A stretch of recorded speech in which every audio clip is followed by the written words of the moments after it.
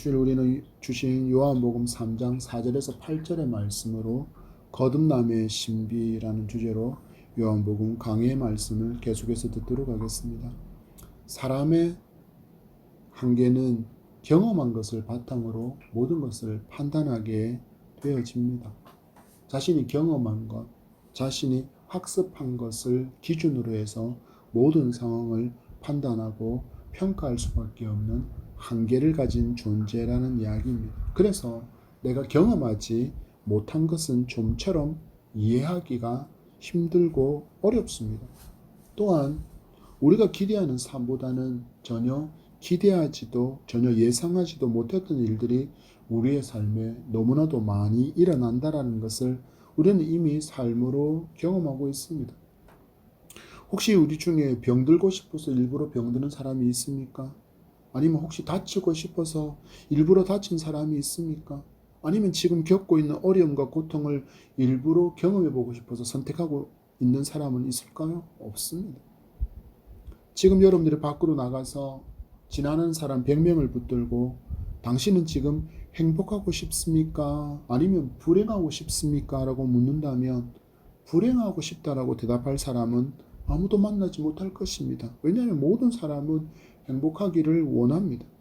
그런데 우리는 살아가다 보면 내가 원하지 않는 고통, 실패, 그리고 재난, 재해, 병, 어려움을 경험하게 됩니다. 80년대를 풍미했던 그룹 송골매가 있습니다. 그들의 노래 중에 세상 만사에는 이런 가사가 있습니다. 세상 모든 일들이 되다가도 안 되고 슬퍼하다 웃다가 하늘 보면 둥근 해 이 한 세상 산다는 것 생각하기 달렸는데 무얼 그리 안타깝게 고개 숙여 앉아있어. 세상 만사 모든 일이 뜻대로야 되겠소만 그런대로 한 세상 이러구러 살아가오. 3절로 이루어진 이 노래에서 반복되는 가사는 3절의 끝자락에 있는 후렴 부분입니다. 세상 만사 모든 일이 뜻대로야 되겠소만 그런대로 한 세상 이러구러 살아가오.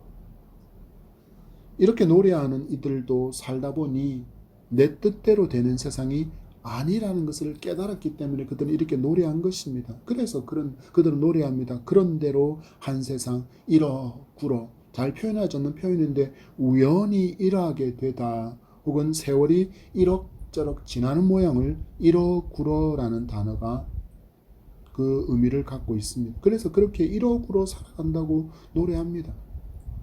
그런데 이 세상 사람들은 이 그룹의 노래처럼 잘 살려고 하지 않는 것 같습니다. 세상이 마치 나를 중심으로 해서 돌아갔으면 하는 엄청난 기대를 품고 살아가는 것처럼 보입니다. 내가 중심이 된 세상, 내 뜻대로 내 뜻대로. 그래서 사람이 죽어도 내가 원하는 것을 얻을 수 있다면 괜찮아 라고 말하며 전쟁을 일으키고 있는 많은 지도자를 우리는 지금 만나고 있지 않습니까? 그들이 이 송골매의 노래만큼이라도 인생을 깨달으면 좋겠다라는 생각이 있습니다. 그들은 내가 그 권력을 취하면 누군가를 무력으로 짓밟고 그들의 땅과 그들의 재산을 쟁취해서 내가 쌓고 쌓으면 내가 마치 진시 황제가 꿈꾸었던 것처럼 영생불사의 그 삶을 그렇게 기대하지만 유사일에 아담 이후로 가장 오래 살았다는 무드셀러조차도 1000년의 인생을 살지 못한 채 생을 마감하고 모두가 흙으로 돌아가 버렸습니다. 누구도 영생할 수 없다라는 것입니다. 여러분은 어떻습니까? 세상이 나를 중심으로 돌아가기를 원합니까? 우리는 그런데 이미 경험으로 알고 있지 않습니까? 나는 나 하나조차도 제대로 바꿀 수 없는 무능한 존재라는 사실을 말입니다. 우리는 이처럼 우리의 육신의 문제에 대해서도 제대로 이해하지 못하며 살아가는데 실상 우리가 성경에서 만나는 이 영의 문제를 이해한다는 것은 불가능한 일이라는 것을 우리는 먼저 알아야 합니다. 이런 우리인데 어떻게 영적인 복음의 진리를 알 수 있겠습니까? 그래서 우리는 먼저 내가 죽어야 산다라는 진리를 빨리 깨달아야 합니다. 나의 한계와 나의 무능을 고백하고 전능자이신 하나님 앞에 항복하고 엎드려서 나를 도와주소서라고 은혜와 도움을 구해야 하는 이유가 바로 여기에 있습니다. 그때 우리의 영이 열리고 우리의 마음이 열리고 우리의 귀가 열려서 하나님의 말씀을 들을 수 있고 깨달을 수 있고 알 수 있기 때문입니다. 예수님을 그 행하시는 표정만으로 이해하려고 했던 니고데모에게 그의 한계를 가르쳐 주시고 그 한계를 돌파할 수 있는 길을 열어주신 주님을 우리는 계속해서 만나보도록 하겠습니다. 예수님을 찾아온 니고데모가 예수님께 말합니다. 나는 당신이 하나님께로부터 온 선생인 줄 알고 있습니다. 당신이 행하시는 표적이 바로 그 증거입니다 라고 이야기합니다. 그래서 예수님께서 뭐라고 이야기합니까? 거듭나야 하나님 나라를 볼 수 있다라고 말씀합니다. 그런데 이 거듭남이라는 단어를 니고데모가 도저히 이해하지 못하고 있는 모습을 보고 그가 또 주님께 질문하고 예수님께서 그에게 답을 주시는 장면이 오늘 본문의 내용입니다. 먼저 니고데모의 질문을 만나보겠습니다. 4절의 말씀입니다. 같이 읽습니다. 니고데모가 이르되 사람이 늙으면 어떻게 날 수 있사옵나이까? 두 번째 모태에 들어갔다가 날 수 있사옵나이까? 니고데모는 지금 주님의 말씀의 의미를 전혀 이해하지 못하고 있다는 것을 발견할 수 있습니다. 근데 여러분 잘 생각해 보면 우린 지금 어느 정도 이 기독교에 대해서 좀 어느 정도 익숙해져 있고 기독교의 언어와 용어에 익숙해져 있어요. 우리가 이 거듭남이라는 말에 대해서 어째 거듭남 이런 말이지라고 이해할 수 있지만 실상 니고데모의 반응은 지극히 정상적인 반응이라는 것을 우리는 알아야 합니다. 한계를 가진 사람에게 두 번 태어난다는 의미는 이해가 불가능합니다. 사람이 다시 두 번 이렇게 태어난다? 그러니까 여러분 우리 인간의 삶을 네 글자로 표현하는 단어가 있지 않습니까? 생로병사. 그렇다면 인간은 태어나서 늙고 병들어 죽는 것이 지극히 당연한 인생의 여정이라는 것입니다. 그런데 예수님께서 지금 니고데모에게 말씀하시기를 다시 태어난다라고 말씀하시니 이해도 되지 않을 뿐더러 니고데모와 같이 평범한 사람에게는 이 예수님의 음성은 상식밖의 이야기처럼 들려졌을 거라는 것입니다. 그러니까 니고데모처럼 이렇게 반응하는 것이 어떻게 보면 지극히 당연하다고 할 수 있습니다. 그런데 그는 예수님께 질문합니다. 이 당연하다라는 자기가 갖고 있는 그 한계를 가지고 예수님께 이렇게 질문합니다. 나이가 장성해서 덩치가 커진 사람이 어떻게 다시 태어나는 게 가능합니까? 엄마 뱃속에 들어갔다가 나오는 일은 불가능합니다 라고 그가 주님의 말씀에 대한 이해를 이렇게 당황한 목소리로 반문하고 있습니다. 그런데 우리 역시 이 거듭남의 의미를 제대로 이해하지 못하고 교회를 다니는 경우가 많습니다. 거듭남은 지난주에 말씀드린 것처럼 성령께서 우리의 죄 많고 죽은 영혼의 본성 안에다가 하나님의 생명을 다시 불어넣어 주시는 역사를 거듭남이라고 이야기하고 할 수 있습니다. 그래서 거듭난 사람은 성령으로 거듭난 사람인 것입니다. 그래서 죄를 사함받고 새 사람이 되어서 하나님과 친밀한 교제를 나눌 수 있는 새로운 존재가 바로 거듭남의 의미입니다. 바울은 고린도 후서에서 그리고 갈라디아서를 통해서 이 새로운 변화를 이렇게 말씀하고 있습니다. 준비된 프린트물을 보십시오. 고린도 후서 5장 17절입니다. 그런즉 누구든지 그리스도 안에 있으면 새로운 피조물이라 이전 것은 지나갔으니 보라 새 것이 되었도다. 갈라디아서 2장 20절입니다. 내가 그리스도와 함께 십자가에 못 박혔나니 그런즉 이제는 내가 사는 것이 아니요 오직 내 안에 그리스도께서 사시는 것이라. 이제 내가 육체 가운데 사는 것은 나를 사랑하사 나를 위하여 자기 자신을 버리신 하나님의 아들을 믿는 어디서 사는 것이라고요? 믿음 안에서 사는 것이다 라고 이야기합니다. 이게 바로 거듭남이라는 이야기입니다. 예수님을 나의 구주로 믿을 때 이런 놀라운 변화 곧 거듭남과 새로운 피조물이 되는 역사가 우리 영혼에 일어나게 된다라는 것입니다. 그래서 예수를 믿은 후에는 정욕을 따르고 마귀의 종으로 살았던 옛 사람의 일을 모두 버리고 새로운 피조물답게 거듭난 하나님의 백성답게 말씀을 따르고 성령의 인도함을 받는 삶을 살아가게 된다라는 것입니다. 그런데 니고데모는 이러한 영적인 진리를 전혀 생각하지 못하고 있었습니다. 아니, 생각할 수도 없었습니다. 왜냐하면 그의 생각은 육신의 한계 안에 머물러 있어서 자연의 법칙 그리고 자신의 경험으로 이것을 예수님의 말씀을 의지하고 예수님의 그 말씀을 판단하고 이해하려고 했기 때문입니다.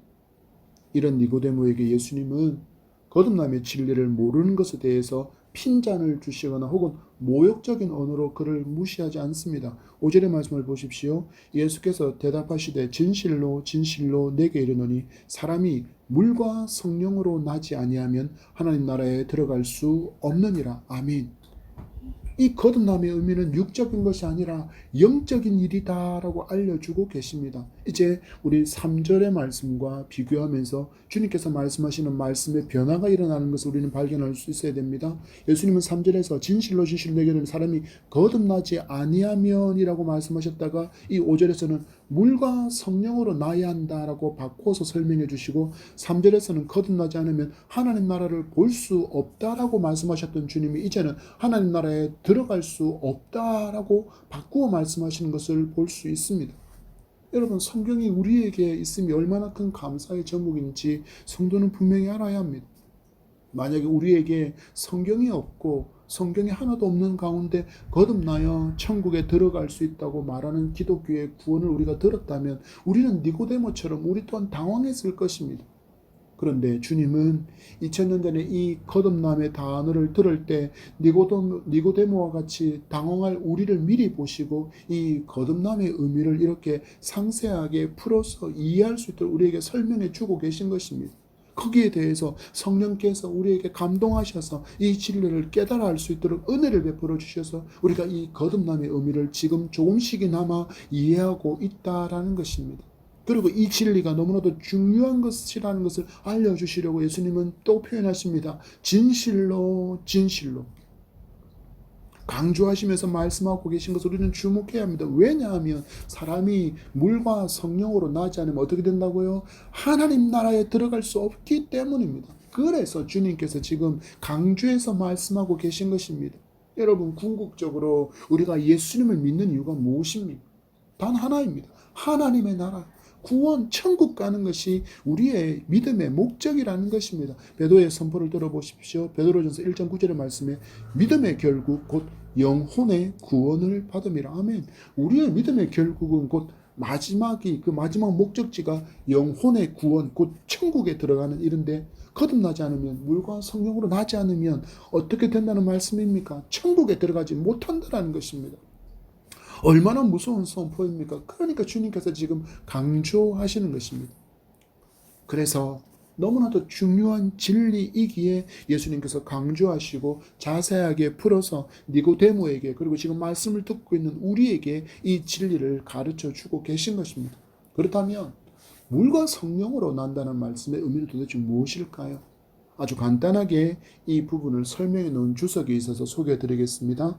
물은 회개의 외적인 표시인 세례의식을 말하고 성령은 사람을 거듭나게 만드는 내적인 성령의 사역을 의미한다.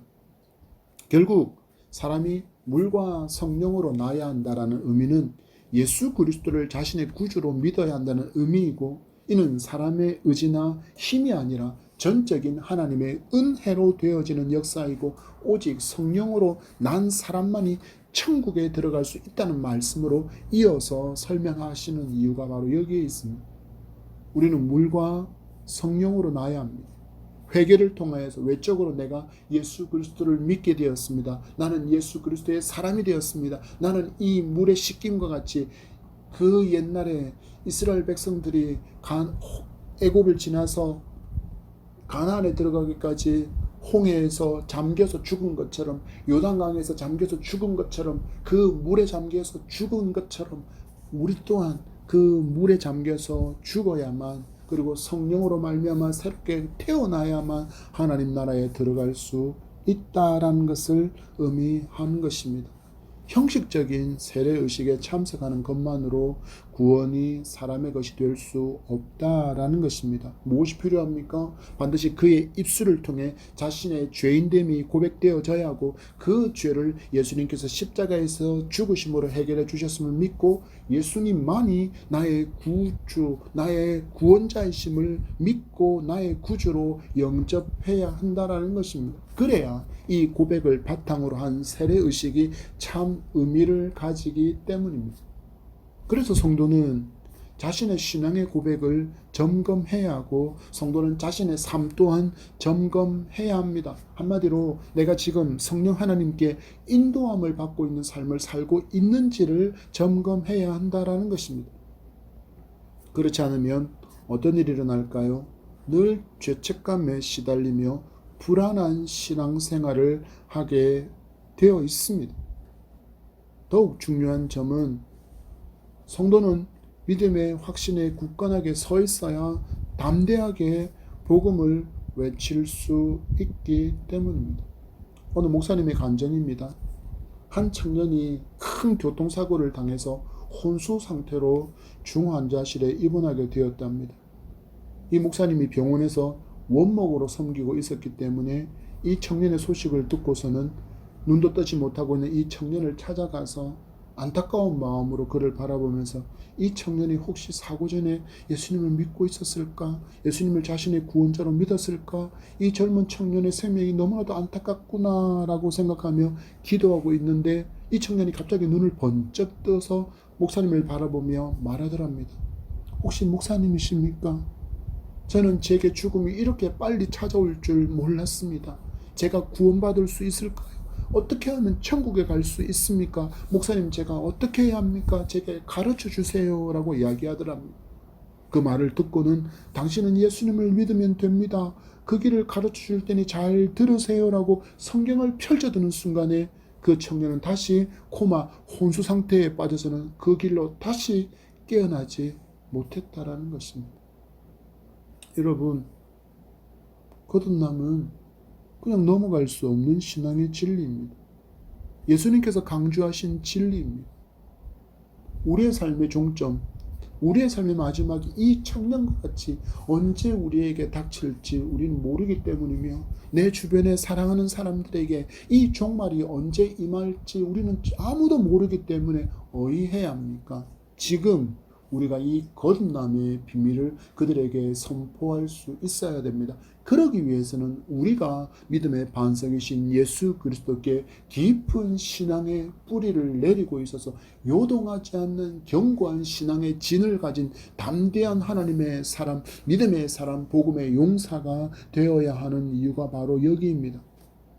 물과 성령으로 나지 않으면 천국에 들어갈 수 없다고 말씀하시는 생명의 복음이 바로 거듭남의 진리이기 때문입니다. 질문합니다. 여러분은 거듭나셨습니까? 진실로 여러분은 예수 그리스도만이 유일한 나의 구원자이심을 믿고 나의 구주로 영접하셨습니까? 그렇다면 잘하셨습니다. 이렇게 신앙을 고백한 사람이 세상에서 가장 복된 자인 줄 믿습니다. 이어지는 예수님의 음성을 듣습니다. 6절의 말씀입니다. 육으로 난 것은 육이요 영으로 난 것은 영이니. 이 말씀의 의미는 거듭나지 못한 사람은 육의 상태에 그대로 살아가며 영의 것을 깨달을 수도 없고 결국 천국에 들어가지 못한다라는 것입니다. 한마디로 그의 삶의 모든 관심사가 세상의 것에 머물고 있다라는 것입니다. 잠시 저울을 이야기해 볼까요?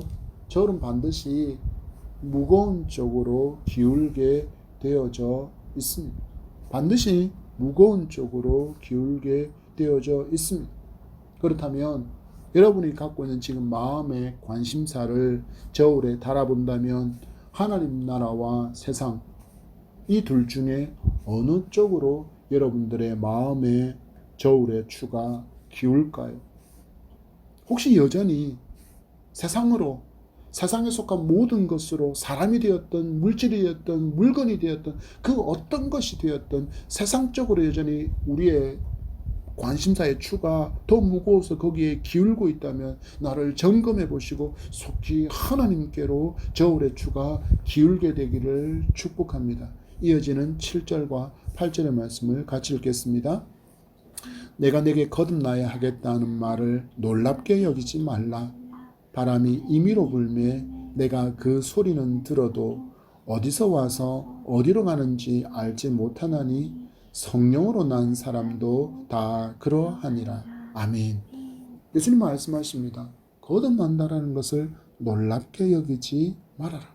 이 거듭남은 세상적인 방법, 세상적인 의미로서의 다시 태어남이 아니라 전적으로 하나님의 은혜로 말미암아 이루어지는 역사라는 것을 예수님께서 강조하고 있는 것입니다. 바람을 예로 들어서 설명하신 주님을 보십시오. 바람이 이 방향에서 불 거야, 저 방향에서 불 거야 하는 것을 알 수 있는 바람은 딱 하나, 바로 선풍기 바람밖에 없습니다. 내가 원하는 방향으로 맞춰 놓으면 그 방향을 통해서 선풍기가 바람을 일으키기 때문입니다. 그 바람 말고 우리가 밖에서 만나는, 거리에서 만나고 자연에서 만나는 바람은 언제 어느 방향에서 불어올지 누구도 알 수 없습니다. 나뭇잎을 스쳐서 나뭇잎이 움직이거나 혹은 나무가지가 움직이거나 혹은 수면에 스치는 파문을 통하여서 우리는 바람을 알 수 있을 뿐입니다. 그래서 주님도 말씀하십니다. 바람의 소리는 들을 수 있다. 그렇지만 어디서 와서 어디로 가는지는 사람은 알 수 없다. 그리고 결론적으로 말씀합니다. 성령으로 난 사람도 다 그러하다라고 말씀합니다. 여러분 가운데 혹시 나는 언제 예수님을 믿을 거야 라고 시간을 정해두고 예수님을 믿은 사람이 있습니까? 나는 언제부터 교회를 출석할 거야 라는 것은 가능할지 몰라도 예수님을 나의 모든 것의 주인으로, 나의 유일한 구원자로, 인격적인 나의 하나님으로 영접하는 일은 은혜의 역사, 곧 하나님의 일이고 성령의 일이기에 사람은 전혀 알 수 없습니다. 이처럼 내게 언제 구원의 은혜가 임할지 알 수 없다라는 것입니다. 그렇지만 그 결과는 알 수 있습니다. 내가 성령으로 난 사람이 된다는 것은 오늘 예수님의 말씀을 살펴보면 거듭난 사람이라는 의미이기 때문입니다. 중생한 사람, 곧 거듭난 사람은 성령의 임재하심이 그의 삶에 나타나게 되어 있습니다. 그리고 이 변화는 자신 스스로가 이 변화를 알게 되고 경험할 수 있습니다. 그래서 옛 사람은 십자가에 죽고 새 사람이 살아서 예수 그리스도를 닮은 성품과 향기를 드러내며 살아가게 되는 것입니다. 그때 내 주변의 사람들이 나의 변화를 알 수 있게 됩니다.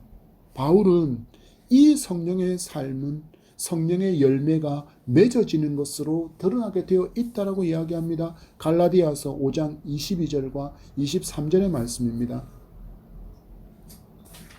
오직 성령의 열매는 사랑과 희락과 화평과 오래 참음과 자비와 양성과 충성과 온유와 절제니 이 같은 것을 금지할 법이 없느니라.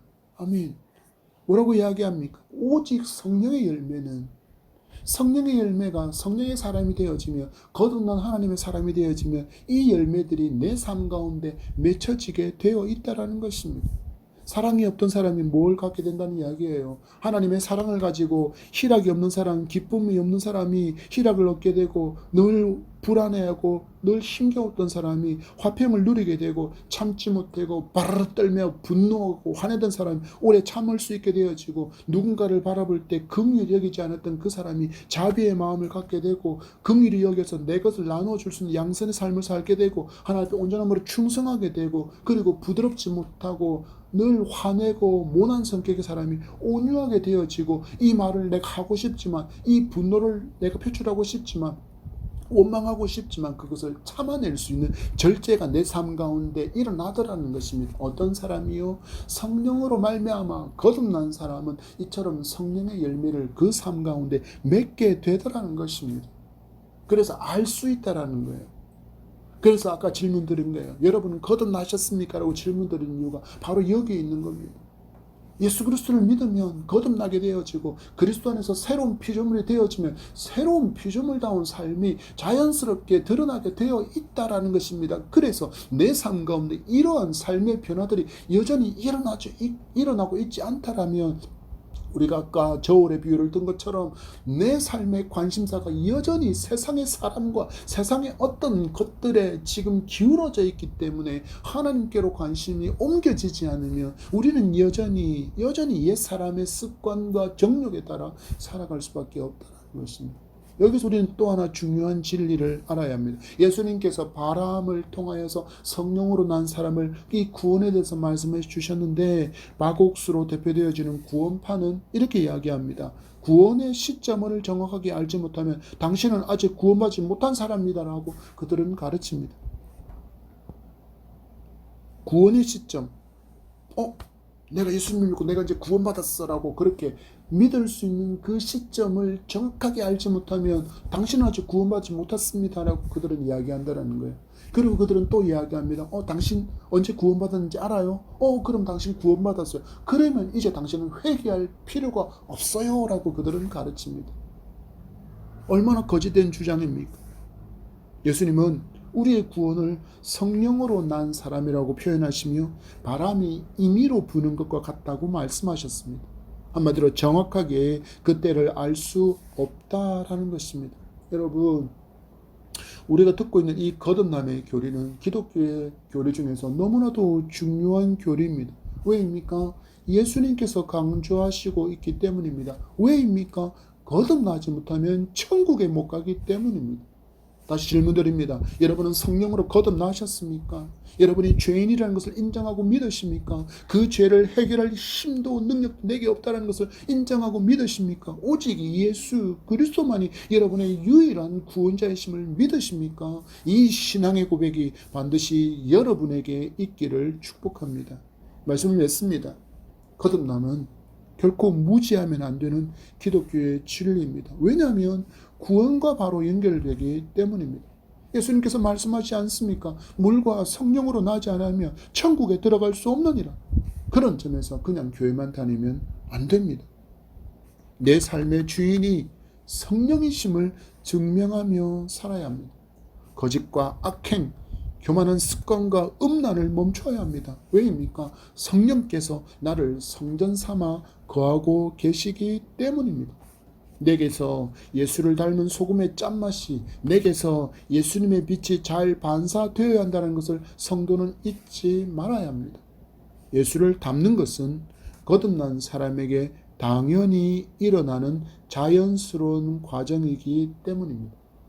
어린아이가 그의 부모를 자라면서 점점 외모를 닮아가고 언어의 습관과 음식 습관과 생활 습관이 그대로 닮아가는 것처럼 우리가 예수 그리스도를 믿음으로 말미암아 새로운 거듭남이 우리에게 새로운 피조물로서의 삶이 우리에게 있다 그러면 우리가 예수를 믿은 지가 하루가 되고 이틀이 되고 1년이 되고 10년이 되고 몇십 년이 되었다 그러면 우리는 그만큼 예수 그리스도를 더 닮아 있는 사람이어야 한다는 것, 이것이 너무나도 자연스러운 과정이기 때문입니다.